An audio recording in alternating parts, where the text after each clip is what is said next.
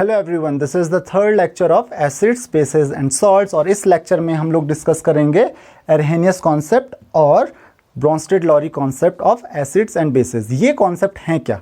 Actually जब भी हम लोग एसिड्स एंड बेसिस की डेफिनेशन बताते हैं तो कहीं ना कहीं से तो डेफिनेशन आई होगी।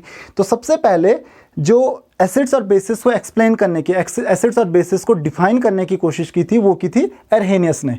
तो वही कॉन्सेप्ट, उसी कॉन्सेप्ट को हम लोग बोलते हैं एरहेनियस कॉन्सेप्ट। हाउएवर ये कॉन्सेप्ट एग्जैक्टली ट्रू नहीं है, बट किसी तरीके से इन लोगों ने एसिड्स और बेसिस को डिफाइन करने की कोशिश की थी। तो सबसे पहले एरहेनियस कॉन्सेप्ट हम लोग पढ़ते हैं कि एरहेनियस ने क्या कहा था कि एसिड्स किसे कहते हैं और बेसिस किसे कहते हैं। तो एरहेनियस ने बहुत सिंपल सी डेफिनेशन दी थी एसिड्स की कि वो सब्सटेंसेज, वो सारे सब्सटेंसेज जिनको अगर आप इनके एक्वस सॉल्यूशन में, मतलब वाटर में डिसॉल्व करोगे तो वो क्या करते हैं, H+ आयन लूज करते हैं। कब? उनके एक्वस सॉल्यूशन में वो क्या करते हैं, H+ आयन लूज करते हैं, H+ आयन और यू कैन से प्रोटॉन। तो जो सब्सटेंसेज H+ आयन लूज करते हैं उनको हम लोग बोलते हैं एसिड्स। सो आपके पास बहुत सारे एग्जाम्पल हैं, जैसे HCl को अगर आप वाटर में डिजॉल्व करोगे H+ और Cl- आयन फॉर्म करेगा। सिमिलरली H2SO4 या फिर CH3COOH, HNO3। तो ये कुछ एग्जाम्पल हैं किसके, एसिड्स के। ये सारे क्या करते हैं, H+ आयंस लूज करते हैं अगर आप इसको वाटर में डिजॉल्व करोगे तो। देन दूसरी डेफिनेशन है बेसिस की। बेसिस की डेफिनेशन क्या बताई थी एरहेनियस ने? एरहेनियस ने कहा था कि वो सब्सटेंसेस जिनको अगर आप वाटर में डिजॉल्व करोगे, मीन्स उनके एक्वस सॉल्यूशन में अगर आप डिजॉल्व करते हो तो वो लूज करते हैं OH- आयन। OH- आयन मतलब हाइड्रोक्सिल आयन। तो ये लूज करते हैं OH- आयन। तो एग्जाम्पल आप इनके दे सकते हो, जैसे NaOH sodium hydroxide, KOH potassium hydroxide, CaOH2 calcium hydroxide. So ये कुछ डेफिनेशंस हैं एसिड्स और बेसिस की जो किसने दी थी, एरहेनियस ने दी थी। हाउएवर कुछ प्रॉब्लम्स थी और इसीलिए हमारे पास एक नया कॉन्सेप्ट आया एसिड्स और बेसिस का। तो एसिड्स और बेसिस की ये डेफिनेशन क्यों एग्जैक्टली सही नहीं है, वो कुछ एग्जाम्पल की हेल्प से। फॉर एग्जाम्पल आपने पढ़ा होगा लास्ट ईयर भी, कार्बन डाइऑक्साइड गैस है एक, और उसी तरीके से NO2 एक गैस है, उसी तरीके से SO2 ये गैसेज हैं। तो ये सारी की सारी गैसेज, अगर आप प्रैक्टिकल केमिस्ट्री आपने पढ़ा होगा उसमें आपने देखा होगा कि इन गैसेस को हम लोग बोलते हैं एसिडिक गैसेज। ये कैसे होती हैं, एसिडिक। तो ये बेसिकली ये क्या होते हैं, एसिड्स होते हैं। लेकिन अगर आप इनको डिजॉल्व करोगे वाटर में तो क्या ये H+ आयन लूज कर सकते हैं? बिल्कुल नहीं कर सकते हैं, क्योंकि इनमें H तो है ही नहीं, हाइड्रोजन है नहीं, तो लूज कहाँ से करेंगे। तो इसका मतलब अगर ये हाइड्रोजन H+ आयन लूज नहीं कर सकते हैं, और एरहेनियस की डेफिनेशन कहती है कि एसिड्स वो सब्सटेंसेस होते हैं जो H+ आयन लूज करते हैं, तो इसका मतलब ये एसिड नहीं है। बट एक्चुअल में तो ये एसिड की तरह ही बिहेव करते हैं, तो एक्चुअल में तो ये एसिड्स हैं, लेकिन एरहेनियस की डेफिनेशन के अकॉर्डिंग ये एसिड्स नहीं है। तो ये एक बहुत बड़ी प्रॉब्लम हो जाती है कि बहुत सारे सब्सटेंसेस जो एक्चुअल में एसिड हैं, एरहेनियस के अकॉर्डिंग वो एसिड्स हैं ही नहीं। सिमिलरली बेसिस के साथ भी होगा, जैसे अमोनिया है NH3, तो ये क्या है, एक बेस है। लेकिन बेस की डेफिनेशन क्या है, वो सब्सटेंसेस जिनकी टेंडेंसी होती है OH- आयन लूज करने की, या जिनको आप वाटर में डिसॉल्व करते हो तो OH- आयन लूज करते हैं, उनको बेसिस बोलते हैं।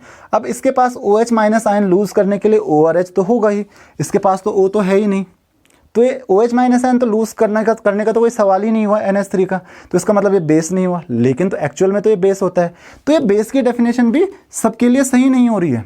तो हमने क्या किया कि ब्रोंस्टेड-लॉरी कॉन्सेप्ट हम लोग लेके आए। ब्रोंस्टेड-लॉरी ने एक नई डेफिनेशन दी।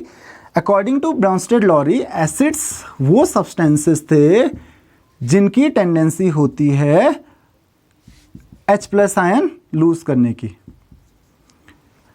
या आप बोलते हो इसको प्रोटॉन लूज करने की। तो आप इनको बोल सकते हो प्रोटॉन लूज करके ये क्या करते हैं, दूसरे सब्सटेंस को डोनेट करते हैं, तो आप इनको बोल सकते हैं क्या होते हैं, प्रोटॉन डोनर।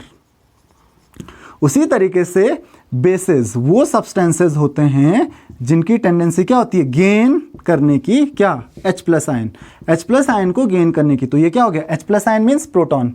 आपको पता है हाइड्रोजन में क्या होता है, हाइड्रोजन एटम जो होता है, तो हाइड्रोजन में क्या होता है, एक प्रोटॉन होता है और एक इलेक्ट्रॉन होता है ना। और अगर ये एक इलेक्ट्रॉन लूज कर देगा तो ये बन जाएगा H+ आयन। तो अगर एक इलेक्ट्रॉन लूज कर देगा तो बचेगा क्या, केवल एक प्रोटॉन बचेगा। तो इसका मतलब H+ आयन क्या है, प्रोटॉन ही है, उसके अलावा H+ आयन में कुछ होता ही नहीं है। तो H+ आयन और प्रोटॉन दोनों एक ही चीज हुई। तो ये क्या है, बेसिस क्या है, प्रोटॉन एक्सेप्टर हैं, ये प्रोटॉन क्या करती हैं, एक्सेप्ट करते हैं।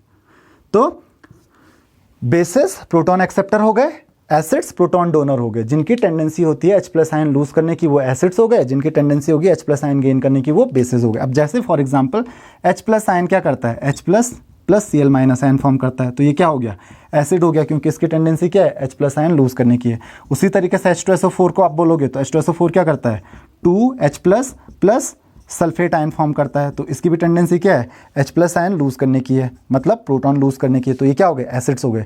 तो ये ब्रॉन्स्टेड-लॉरी कॉन्सेप्ट हो गया। नाउ बेसिस के लिए क्या है, तो ये तो हो गए आपके एसिड्स।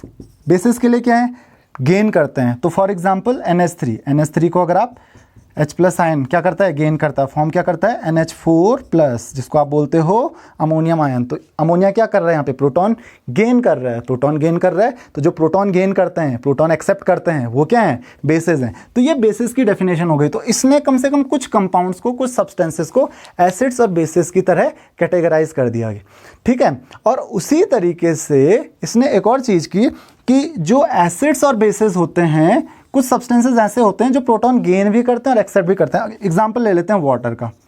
तो वाटर क्या करता है, H+ आयन फॉर्म कर सकता है प्लस OH- आयन फॉर्म करता है। तो यहाँ पे क्या कर रहा है, प्रोटॉन लूज कर रहा है। तो किसकी तरह बिहेव कर रहा है, ये एसिड की तरह बिहेव कर रहा है, क्योंकि ये क्या कर रहा है, प्रोटॉन लूज कर रहा है। लेकिन साथ ही कभी आपने देखी होंगी ये reaction H2O H+ ion, last जब आपने केमिकल बॉन्ड पढ़ा होगा, केमिकल बॉन्डिंग, तो उसमें देखा होगा कि जब ये कोऑर्डिनेट बॉन्ड बनाता है H+ आयन के साथ, प्रोटॉन के साथ, ये प्रोटॉन को क्या करता है, एक्सेप्ट करता है और फॉर्म करता है H3O+ आयन, जो कि क्या है, एक बेस की तरह बिहेव कर रहा है। क्यों, प्रोटॉन एक्सेप्ट कर रहा है, इसका मतलब बेस की तरह बिहेव कर रहा है। तो अब यहाँ पे तो हम कंफ्यूज हो गए, वाटर एसिड है, बेस है। वाटर H+ आयन लूज भी कर रहा है, H+ आयन गेन भी कर रहा है, प्रोटॉन लूज कर रहा है, प्रोटॉन गेन कर रहा है, डोनर भी और एक्सेप्टर भी है।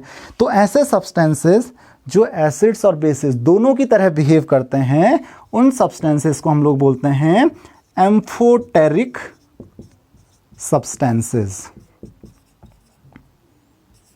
तो वाटर क्या है, एम्फोटेरिक है। तो अब एक पता चल गया, एसिड जो प्रोटॉन डोनेट करते हैं, बेसिस डोनेट या लूज करते हैं, जो प्रोटॉन गेन यानी एक्सेप्ट करते हैं, वो क्या हो गए, बेसिस हो गए। और एक थर्ड कैटेगरी भी हमारे पास आ गई, ये कभी गेन करते हैं कभी लूज करते हैं, वो डिपेंड करता है। अगर इनसे ज़्यादा कोई अगर एसिड मिल गया तो उसके साथ ही बेस की तरह बिहेव करेंगे, मतलब एक्सेप्ट करेंगे। और अगर कोई इनको बेस मिल गया उसके साथ ये एसिड की तरह बिहेव करेंगे। तो ये क्या है, एम्फोटेरिक सब्सटेंस है। तो आपको यहाँ पे 3 अलग अलग कैटेगरी मिल गई सब्सटेंसेस की according to Bronsted Lowry concept. However कुछ सब्सटेंसेस ऐसे हैं कि इस डेफिनेशन के अकॉर्डिंग अभी भी हम इनको एसिड्स या बेसिस में कैटेगराइज नहीं कर सकते हैं। तो उसके लिए हमारे पास एक नया कॉन्सेप्ट आता है जो कि है लेविस कॉन्सेप्ट। वो भले ही आपके सिलेबस में नहीं है, उसको आप हायर क्लासेस में पढ़ोगे। तो फिलहाल आपके सिलेबस में इतना ही है। तो होप कि आपको ये टॉपिक समझ में आ गया होगा। अगर आपको ये टॉपिक समझने में कोई भी प्रॉब्लम होती है तो प्लीज़ वीडियो को एक बार फिर से देख लीजिए। और अगर आपकी कोई क्वेरीज हैं तो कमेंट में मुझे आप क्वेश्चंस पूछ सकते हैं। Thank you very much. अगर आपको ये वीडियो पसंद आए तो वीडियो को लाइक और शेयर करें, और ऐसे ही और वीडियो देखने के लिए चैनल को सब्सक्राइब करें।